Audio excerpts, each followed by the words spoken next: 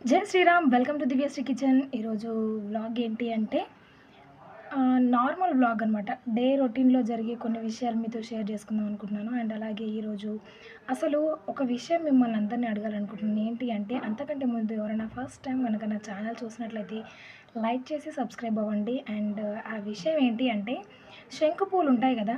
ఆ శంకు పూలు ముఖ్యంగా ఏ దేవుడికి ఇష్టం కింద కామెంట్ సెక్షన్‌లో తెలియజేయండి. అండ్ నేనైతే లాస్ట్‌లో చెప్తాను. ముఖ్యంగా శంకు పూలు ఎక్క ఎక్కడ విరివిరిగా దొరుకుతాయి అండ్ అలాగే ఆ పువ్వుని ఏ దేవుడికి ప్రీతికరము అనేది నేను లాస్ట్‌లో చెప్తాను.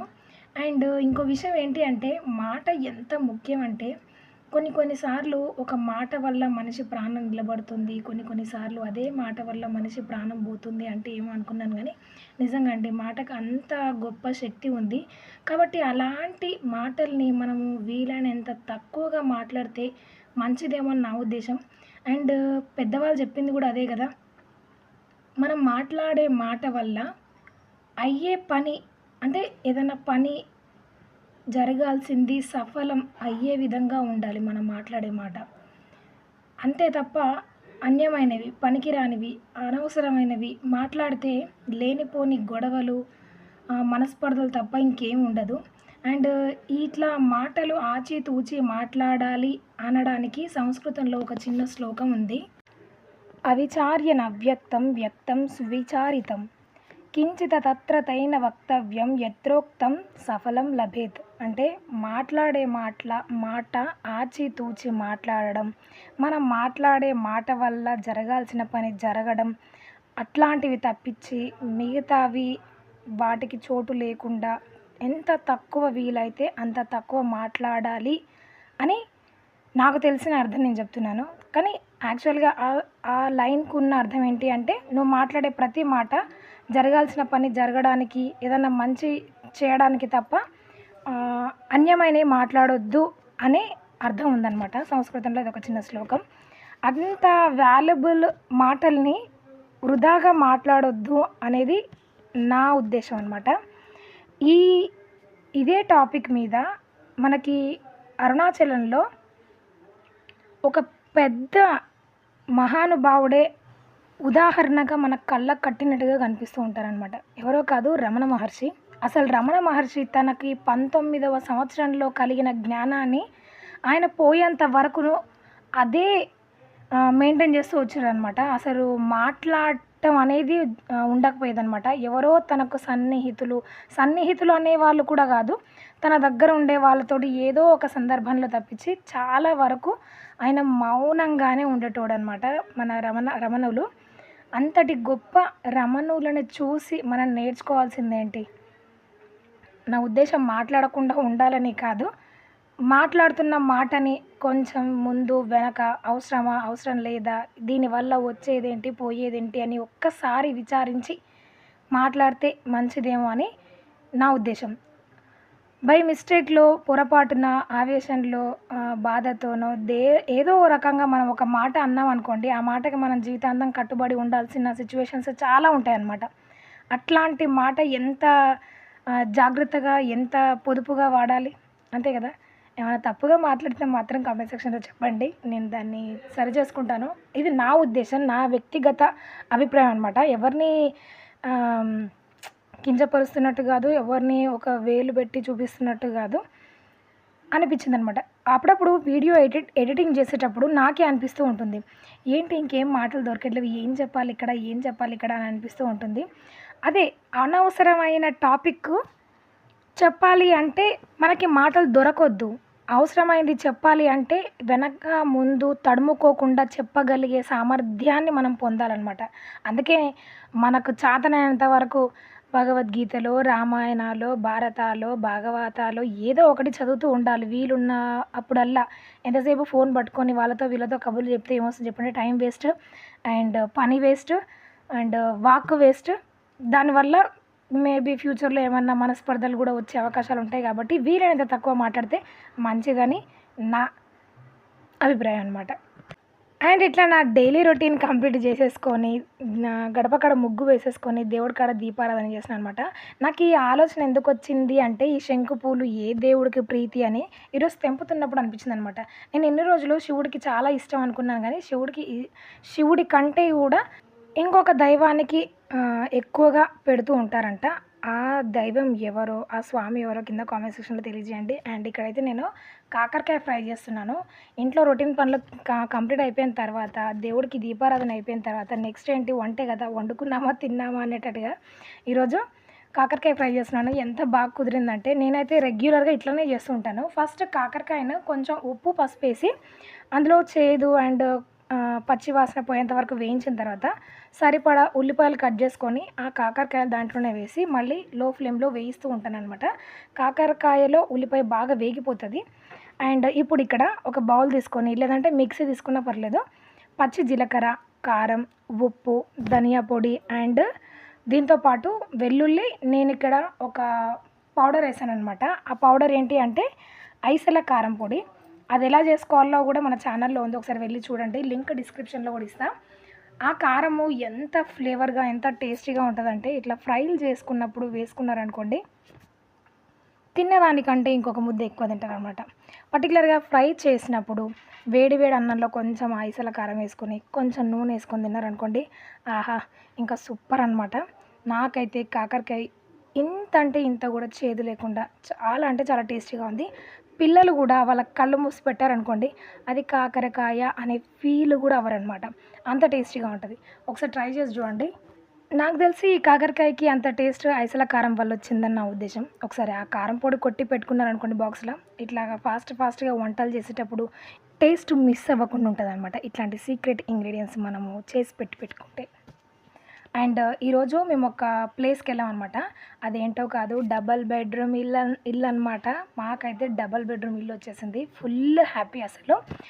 అండ్ ఇక్కడ ఈ డబుల్ బెడ్‌రూమ్ ఇండ్లు ఇచ్చినప్పుడైతే మీకు తెలుసు కదా! దాదాపుగా వాళ్ళు ఎట్లిస్తారో మామూలుగా కన్‌స్ట్రక్షన్ చేసి ఇస్తారనమాట. లోపల గూడా పెద్దగా చూడగానే ఏమంటారు కలర్‌ఫుల్‌గా ఉండి అట్రాక్ట్ అయ్యే విధంగా ఉండదనమాట ఇంటీరియర్ మొత్తం గూడా.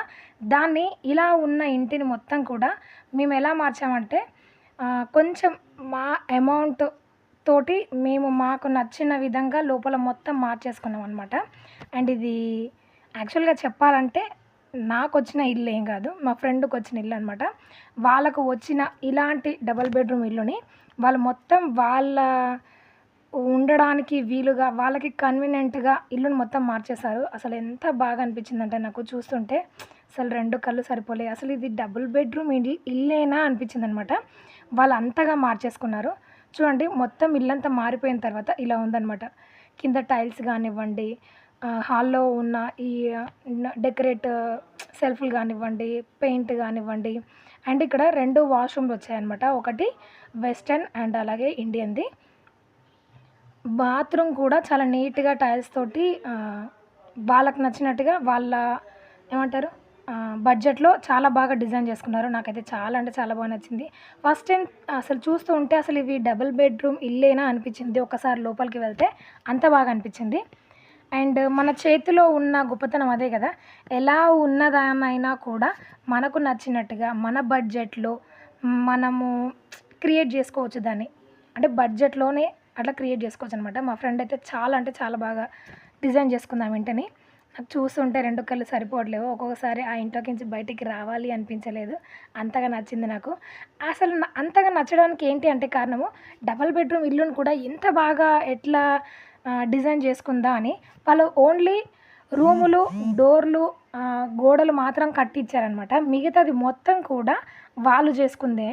ఆ టైల్స్ గానివ్వండి, బండలు గానివ్వండి, మిగతా ఏమంటారు ట్యాప్స్ మీకు తెలుసు కదా! ఇంటిలో ఉండే చిన్న చిన్న ఐటెమ్స్ మొత్తం కూడా వీళ్ళు వాళ్ళ ఓన్ మనీ తోటి తెచ్చుకుందనమాట. దాదాపు నాకు తెలిసి వాళ్ళకి 3-4 లాక్స్ అయ్యింది అని ఒక చిన్న వినికిడి.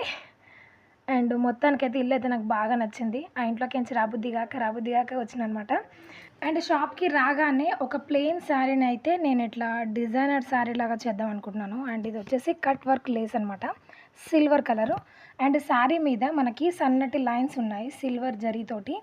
అండ్ దానికి కాంట్రాస్ట్‌గా ఈ బ్లౌజ్ తెచ్చుకున్నారు. అప్పుడు దీనికి కట్ వర్క్ తోటి లేసేస్తే బావుంటదని చెప్పేసి ఇదైతే తెచ్చాననమాట. అండ్ స్టిచ్ చేసిన తర్వాత చాలా బాగుంది. అండ్ బ్లౌజ్ కానివ్వండి, శారీ కానివ్వండి. ఈరోజు జస్ట్ ఒక బ్లౌజ్ స్టిచ్ చేసి ఈ శారీకి ఇట్లా ఫాలు అండ్ లేస్ స్టిచ్ చేశాననమాట. బెనిఫిట్ ఏంటి అంటే ఇట్లా లేస్ వేసేటప్పుడు లేస్తో పాటు కింది వైపు మనం ఫాల్ కూడా ఎట్ ఏ టైం జాయిన్ చేసి వేసుకోవచ్చు అనమాట. అండ్ నేను ఇక్కడైతే పళ్ళు సైడ్ అయితే స్టిచ్ చేస్తున్నాను అనమాట.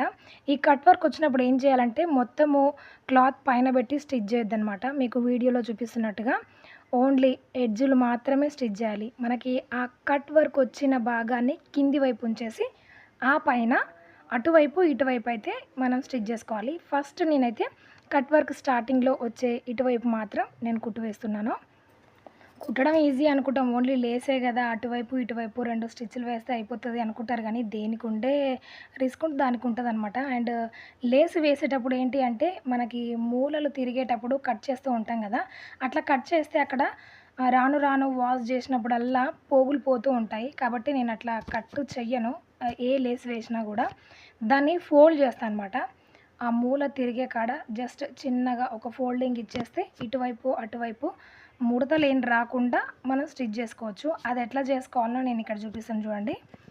ఇట్లా లాస్ట్కు వచ్చిన తర్వాత చిన్న కుర్చీ లాంటిది పెట్టాలన్నమాట. ఒక చిన్న ఫ్రిల్ పెడితే మనకి ఇటువైపు కూడా ముడత రాకుండా తిరుగుతుంది. నేనైతే ఇక్కడ చిన్న ఫ్రిల్ పెట్టి దానికి గుండు సూది పెట్టానమాట మీకు చూపించడం కోసం. ఇట్లా పెట్టేసి ఇక్కడ వరకు స్టిచ్ చేసుకొని మళ్ళీ దీన్ని లేస్ని ఇటువైపు టర్న్ చేసుకొని స్టిచ్ చేయాలన్నమాట. అట్లా దాన్ని స్టిచ్ చేసేసి ఇంటికి వచ్చేసాను. ఇక్కడైతే మా ఇంట్లో పనసపండు తెచ్చుకున్నారు. మా ఇంట్లో పనసపండు అంటే ఎంత ఇష్టమో. యాక్చువల్గా నాకు అన్ని ఫ్రూట్లలో కంటే అసలు పనసపండు అంటే ఎంత ఇష్టం అంటే అసలు ఇంకా మీరు నా ముందు ఏ ఫ్రూట్ పెట్టినా కానీ అంత తినను, కానీ జామకాయ పనసపండు అంటే మాత్రం చాలా ఇష్టం అనమాట. అంత ఇష్టమైన దాన్ని ఇంత కష్టపడి తినాల్సి వచ్చిందనమాట. అది ఒక్కరితోటి ఇద్దరితోటి కాలేదు, ఫ్యామిలీ మొత్తం కూడా కుస్తీలు పట్టినాం అనమాట ఈ పనసపండు కట్ చేయడానికి. అండ్ ఇది కట్ చేసేటప్పుడు పెద్ద చిరాకు ఏంటి అంటే దానికి ఉన్న జిగురు మొత్తం చేతులకు అంటుతుంది. అండ్ అలాగే బట్టలకు అంటింది అనుకో, మీరు ఇంకా ఎన్ని టిప్స్ యూట్యూబ్లో ఉన్న అన్ని టిప్స్ ఫాలో అయినా కూడా ఆ బట్టలకు ఉన్న జిడ్డు అయితే వదలదనమాట. అట్లాంటి మొండి మరకల్లాగా ఏర్పడతాయి. అండ్ ఇక్కడ చూడండి, దాదాపు ఒక 10 నిమిషాలు 15 నిమిషాల తర్వాత అదైతే ఆ పనసకాయ కట్ అయిపోయిందనమాట. చూడండి, తండ్రి కొడుకులు బలాన్ని మొత్తం ఉపయోగించి దాన్ని కట్ చేస్తున్నారు. ఇంత స్ట్రాంగ్ అయిన పండు ఎక్కడ చూడండి. నేనైతే అసలు ఏ పండు అయినా కత్తితో కట్ చేస్తే ఈజీగా కట్ అయిపోతుంది, కానీ పనసకాయ మాత్రం కట్ అవ్వదు. దాంతో మామూలుగా ఉండదు అనమాట. అండ్ తినాలి అనిపించినప్పుడు ఇంత చిన్న శ్రమ చేయకపోతే ఎట్లా? దట్స్ వై దాంతో కుస్తీలు పడుతున్నారనమాట. ఓ చిన్న ఆయిల్ క్యాన్ దగ్గర పెట్టుకొని చేతులకి కత్తికి అదేదో యుద్ధానికి వెళ్ళేటప్పుడు అన్నీ సిద్ధం చేసుకుంటారు చూడండి, కత్తి డాలు అవన్నీ అట్లా అనమాట. ఈ పనసకాయ కట్ చేయాలంటే అంత పెద్ద ప్రిపరేషన్ ఉంటుంది అనమాట. మొత్తానికి ఎలాగో అలాగా కిందో మీదో పడి దాన్ని అయితే కట్ చేస్తారనమాట. కట్ చేయడం ఒక ఎత్తు అయితే అందులో ఉన్న పనస తొనలు తీయడం ఇంకో ఎత్తు అనమాట. అది కూడా ఏం ఒక పట్టాన తొందరగా ఏం రాదనమాట. మొత్తానికి సాధించేస్తారనమాట తండ్రి కొడుకులు. ఇప్పుడు అవి తీయాలి చూడండి, అది ఇంకో పెద్ద టాస్క్ అనమాట. అవి కూడా ఒక పట్టాన రావు, జిగురంతా చేతులకు అంటుతూనే ఉంటుంది, కానీ ఎట్నో అట్లా తినాలి కాబట్టి తీసామన్నమాట. అండ్ ఇంకో విషయం ఏంటి అంటే ఈ పనసపండు మా వారికి తెలిసిన వాళ్ళు ఇచ్చిన పనసపండు అనమాట. అండ్ ఒక హాఫ్ వాళ్ళకి తెలిసిన వాళ్ళకి ఇవ్వాలి, ఒక హాఫ్ మాకు అనమాట. అయితే మా హాఫ్ మేము కట్ చేసుకొని అందులో ఉన్న తొనలు మొత్తం తీసేసాము. ఇంకొక హాఫ్ దాన్ని స్టోర్ చేసి మార్నింగ్ వాళ్ళు ఎవరు వస్తారో వాళ్ళకి ఇచ్చేసేయాలన్నమాట. అండ్ ఇంకో విషయం, పనస పండ్లు మీలో ఎంతమందికి ఇష్టం? మాకైతే ఒక కాయ మొత్తంలో కూడా ఇన్ని వచ్చాయన్నమాట. దాదాపు ఒక 30-40 ఉంటాయన్నమాట. అండ్ ఈ గింజలతో కర్రీ కూడా చేస్తారు. నెక్స్ట్ వీడియోలో అది కూడా పోస్ట్ చేస్తాను. ముఖ్యంగా గారెలు మాత్రం ఇంకా బాగుంటాయి. అండ్ పనస గారెలు ఎలా చేసుకోవాలో ఆల్రెడీ మన ఛానల్లో ఉంది వీడియో, ఒకసారి వెళ్ళి చూడండి. అండ్ నెక్స్ట్ కూడా నేను గారెలు ట్రై చేస్తాను. శర్మ గారు మీ పేరు చెప్పండి.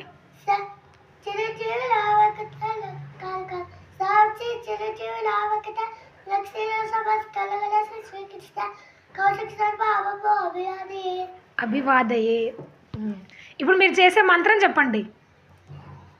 कौन सी మీకు శక్తి బలం మీకు శక్తి రూపేణ సంస్థ నమస్తస్య నమస్తస్య నమస్తస్య నమో నమః ఓం నమః శివాయ ఓం నమః శివాయ ఓం నమః శివాయ గోవింద. రోజు ఇది చేస్తావా నువ్వు ఇంట్లో? ఈ జపం ఎంతసేపు చేస్తావు? రోజు చేసుకుంటాను. రాత్రి చేస్తాను, పొద్దున్న చేస్తాను. రాత్రి చేస్తావు, పొద్దున్న చేస్తావు. నీకు శక్తి ఇచ్చేస్తాడా దేవుడు? ఫస్ట్ నేనే చేస్తా, సెకండ్ నాన్న చేస్తాను. నమః శివాయ ఓం నమః శివాయ ఓం నమః శివాయ ఓం నమః శివాయ ఓం నమః శివాయ ఓం నమః శివాయ ఓం నమః శివాయ. అయిపోయింది. ఓం ఓం శాంతి శాంతి. ఓం యా దేవి సర్వభూతేషు శక్తిరూపేణ సంస్థితా నమస్తస్య నమస్తస్య నమస్తస్య నమో నమః. చూసారుగా, ఒక చిన్న పిల్లాడైనా కూడా పిచ్చి పిచ్చి మాటలు ఏం మాట్లాడకుండా సినిమాకు సంబంధించిన డైలాగులు కానివ్వండి, పాటలు కానివ్వండి, అలాంటివి ఏమీ కాకుండా ఇంత చిన్న వయసులోనే స్తోత్రాలు, దేవుడికి సంబంధించిన మాటలు ఇలా మాట్లాడుతున్నాడు. మామూలుగా అయినా కూడా అదే మాట్లాడుతూ ఉంటాడనమాట. మా ఫ్రెండ్ వాళ్ళ అబ్బాయి ఏం చెప్తూ ఉంటాడంటే, నాకు వినాయకుడు శక్తినిచ్చాడు, ఈ శక్తి రావాలి అంటే ఈ స్తోత్రం చెప్పుకోవాలి అండ్ ఈ మంత్రం చెప్పాలి, ఈ దేవుడి నామస్మరణ చేయాలి, అలా చేస్తే ఇంత శక్తి వస్తుంది చూడండి ఇవన్నీ చేయడానికి అని ఇక్కడ చెప్తూ ఉన్నాడనమాట. ఇది ఎందుకు ఇక్కడ పోస్ట్ చేస్తున్నానంటే, చిన్నప్పటి నుంచి పిల్లలకు అన్ని మంచి విషయాలు చెప్పాలన్నమాట. ఇట్లా చెప్పి పెంచాలి అనేది నా ఉద్దేశం అనమాట. నేనైతే చిన్నప్పుడు మా తేజుకైతే వీలైనంత వరకు చిన్న చిన్న స్తోత్రాలు, ఆ బుడ్డి నోరుకి ఎలాంటి పదాలు తిరుగుతాయో అలాంటివి మాత్రం చెప్పేదాన్ని నేను. పెద్దగా అయ్యాక కూడా దాదాపు స్వామివార్ల దేవీ దేవతల చరిత్రలు తెలుసుకోవడానికి వాడు ఎక్కువగా ఇష్టపడుతూ ఉంటాడనమాట. రామాయణాలు, భాగవతాలు ఇట్లా చిన్న చిన్న స్టోరీలాగా వాడికి అర్థమయ్యేటట్టుగా చెప్పడానికి నేను ట్రై చేస్తుంటాను. నాకు కూడా పెద్దగా తెలియదు, బట్ చాగంటి గారు, గరికపాటి వాళ్ళు ఉన్నారు కదా, నాకేమైనా సందేహం వస్తే మాత్రం వాళ్ళ ప్రవచనాలు విని అందులో వాడికి వచ్చిన చిన్న చిన్న సందేహాలు తీర్చడానికి ట్రై చేస్తూ ఉంటానన్నమాట. అట్లా పిల్లలకు చెప్తూ ఉండాలి. అట్లా చెప్తూ ఉంటేనే మన సనాతన ధర్మం గురించి, మన హిందూ దేవీ దేవతల గురించి మన పిల్లలకి కొంచెంలో కొంచెమైనా అర్థమవుతాయి అన్నమాట. అండ్ ఏమైనా తప్పుగా మాట్లాడుంటే మాత్రం క్షమించండి అండ్ కామెంట్ సెక్షన్లో తెలియచేయండి. అండ్ ఇందులో నేను చెప్పిన దాంట్లో ఏ టాపిక్ నచ్చిందో ఒక్కసారి మెన్షన్ చేయండి. యూజ్ అనిపిస్తే మీ ఫ్రెండ్స్ అండ్ ఫ్యామిలీ మెంబర్స్కి షేర్ చేయండి. మరికొన్ని ఇలాంటి డిఫరెంట్ వీడియోస్ కోసం నా ఛానల్ని సబ్స్క్రైబ్ అవ్వండి. Thanks for watching. జై శ్రీరామ్, జై జై శ్రీరామ్.